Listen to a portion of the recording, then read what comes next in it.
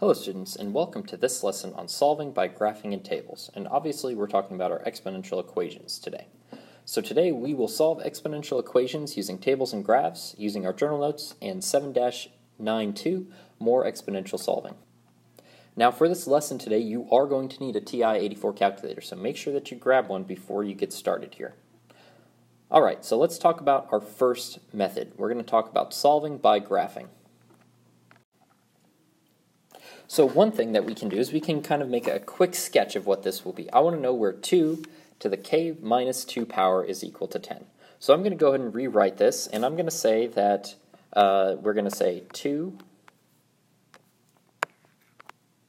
to the x minus 2 power is equal to 10. And that'll make it a little bit easier for us as far as building an x and y axis here.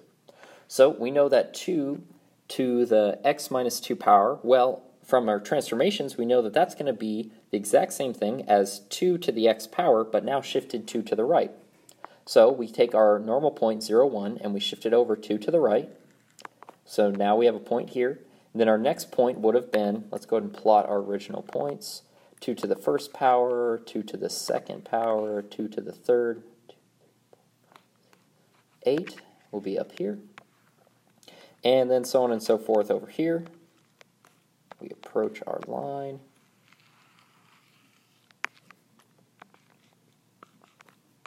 So that's our original function. And now we're going to make our new function by shifting everything over by 2.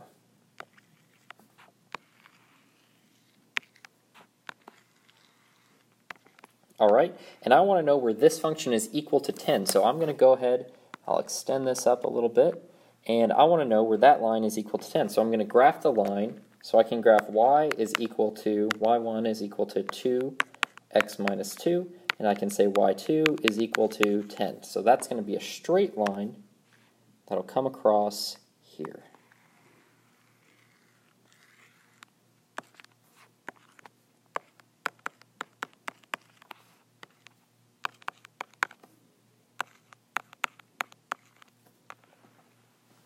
Alright, and it looks like that will approximately be just a little bit over, what is this? 1, 2, 3, 4, 5, 6. So it looks like my answer is going to be a little bit over 6. But let's go ahead and go over to our graphing calculator to verify that.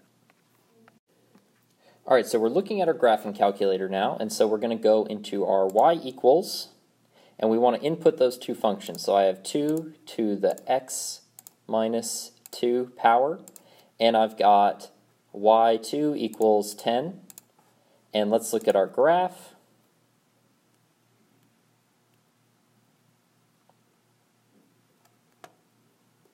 Okay, so again, it looks like 1, 2, 3, 4, 5, 6. It looks like it's happening a little bit between 5 and 6 maybe. So how can we actually see this a little bit better? Well, let's go to our window, and instead of having an x max of 10, let's change our x max to 15. So that means that our x window, sorry, not our x max, we want to change our y max to be 15. That way we can see a little bit higher on our window. So let's go back and look at it now.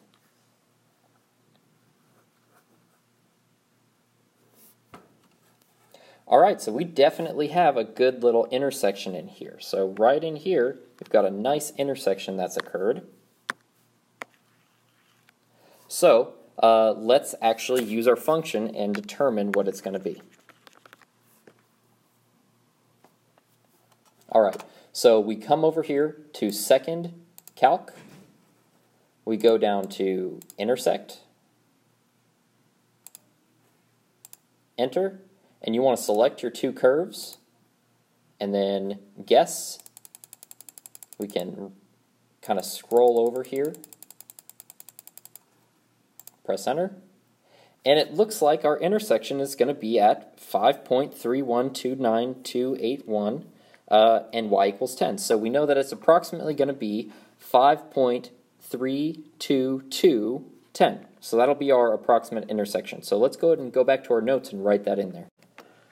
So we can write in here that our intersection point was 5.32210. So we know that k is equal to 5.322 approximately. So we can approximately say that. Alright, so now let's talk about a table. So let's solve this via table. So we want to know when 8 to the n power is equal to 12. So let's go ahead and take a look. So if we have 8, right, we have 8, we have our n's,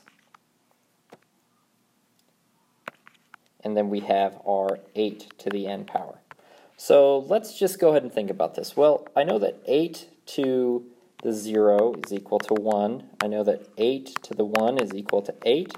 And I know that 8 to the 2 is equal to 16. So let's see if we can actually build a little table here that will help us approximate this. So it looks like 2 is where we hit that point where it's too big. So let's go back a little bit. So I want to make 8 to the 0 my first point. So 0 and 1. And then we're going to look at n to the 1 power, and that's going to be 8. And then I'm going to actually skip down here to 8 to the 2nd power, and that's equal to 16. So I want to start kind of zeroing in and seeing where 12 would fall in here. Well, 12 is about halfway between 8 and 16, so that kind of gives me an idea of what I want to do. So I'm going to go ahead and take something weird. I'm going to take 8 to the 1.25 power. I'm going to take 8 to the 1.5 power, and then 8 to the 1.75 power. So we're going to do that, and let's see what we get. Let's go over to our calculator and plug those in and see what numbers we get as outputs. So we take that first power, and we see that actually 8 to the 1.25 power is actually too large even. So here we're going to say that this is going to be approximately 13.45. So this is actually going to be a little bit larger than I want it to be. So now I can say that so we have this 8 to the 2nd power down here, that should be a 2. So this 8 to the 1.25, so I'm going to put 1.25 here, and that's going to be 13.45. So that even is too large. So let's go a little bit smaller. So let's split the difference now between 1 and 1.25. So I'm going to take 8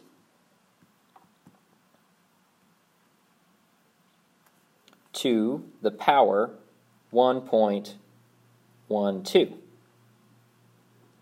Okay, so now we see that 8 to the 1.12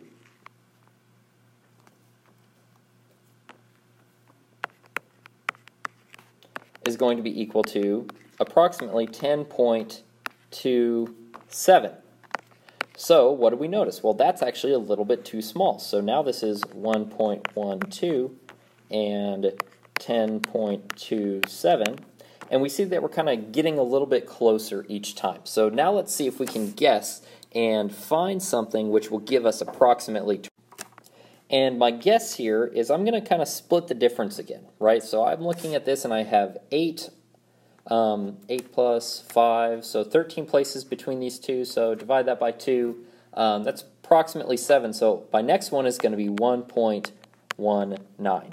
So let's go ahead and do 1.19, and what we find is that this is going to be 11.88. So we're getting really close here. So if you're asked to solve using a table, you can approximate this way, and you can actually get very, very close to the point where you can say the 8 to the n power, that n will be 8 to the n power is equal to 12. N is approximately, you could say, maybe let's go a little bit bigger, right? Let's say 1.195. Let's go ahead and split that difference there and use that as our power. So if you're asked to solve using a table, this is honestly my least favorite method because, as you saw, 1, it took us a bunch of time, and 2, it's not very precise, right? We could have solved this question much more easily if we had used our logarithm rules, which we already know, because all we would have to do is say, well, log base 8 of 8 to the n, right, is equal to the log base 8 of 12. And then you have n is equal to the log base 8 of 12. Or in other words, if you want to put it in your calculator, n is equal to the log of 12 divided by the log of 8. And if you put that in your calculator, you're going to see that actually our guess here is pretty close. The actual answer is actually equal to 1.194987. So our approximation was really close. I mean, I would probably round this to 1.195, right? But we saw that the number of steps that we took to actually solve it, and we used this method, was significantly shorter than when we used our other original method of using the table. But these are just more tools that you guys can have in your toolbox when you're looking at exponential functions and trying to solve them. Alright, so let's talk about the situations which it'll be appropriate to actually use a table or to use one of these approximation methods. Well, one of them is if you don't actually have the ability, right, to use your calculator, right? Because we can do, it's obnoxious, but we can do 8 to the 1.25 power on a much simpler calculator than, say, a logarithm, right? So depending on your access to technology, maybe sometimes they'll give you a table, maybe sometimes they'll give you a graph, so you need to be able to interpret those things to be able to actually answer questions, depending on, you know, if it's a word problem or if there's a situation where they're taking your technology away from you or giving you additional technology. Because especially the graphing, in my opinion, is really useful for situations where maybe you don't want to go through all of the algebra of solving the logs, right? So graphing, I would say, is a really good tool. This whole solving by tables method, a little bit less useful, but still valid. So for your reflection, describe a situation that is appropriate to solve by table or graphing. Maybe think about word problems or populations or something like that. And then your assignment is to do 7-92 more exponential solving. So those are your assignment for today. If you have any questions, let me know. Have a wonderful day. Goodbye.